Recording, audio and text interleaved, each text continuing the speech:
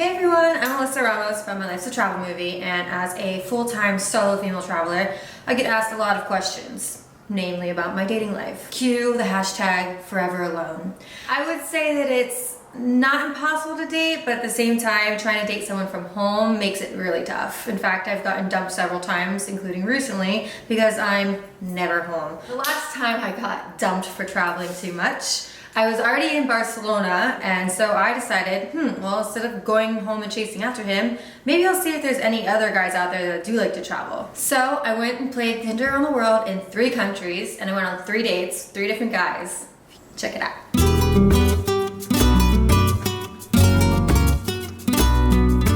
Alright, so Lisbon was my first stop, and I immediately went on Tinder and started looking for a date to take me out and show me around this gorgeous city.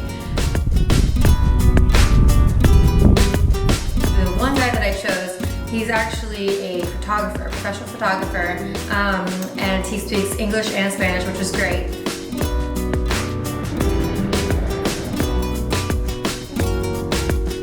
And he got bonus points for noticing that I really like wine because he took me to a rooftop bar. And it was the best views of the city. It's a hidden gem. It had views of all of the beautiful orange rooftops, and it was just so chill and so awesome. And it was really cool to get that local feeling. So unfortunately though, I had a flight to Budapest already booked for the next day, so I said my goodbyes, told him I'd keep in touch, maybe see him in another country in the world, and I was off to go try to find a date now in Hungary.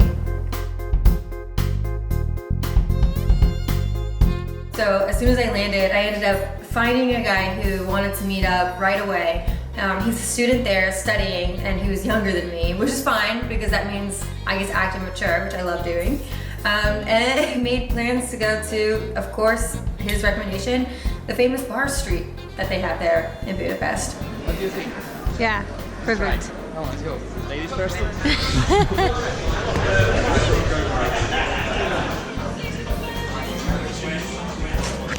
Now, I'm not all for bar hopping per se, but it's definitely a good icebreaker. So we found another bar that had games. Now, if you've ever played Jenga before, you know how competitive that game can get. Okay, that's fair. Deal? Deal. I just did like this. So we're betting on it. Eh? Let's just say we played Jenga for probably a couple of hours, and he was getting so frustrated and accusing me of cheating, might I add. By the end of the date, I was just so frustrated that he kept saying I was cheating that I just kind of took my wine glass and ended the game and the night for him.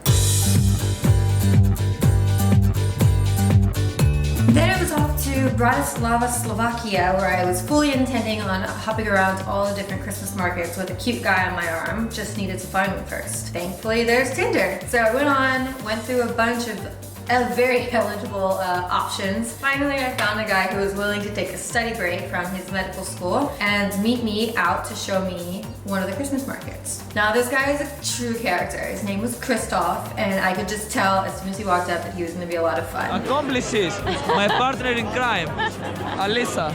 He took me around and he showed me the different types of food there was. We got some glue wine, just a hot mulled wine. I like white wine. Maybe the hot. Here you are. Thank you. With Cheers. love from Greece.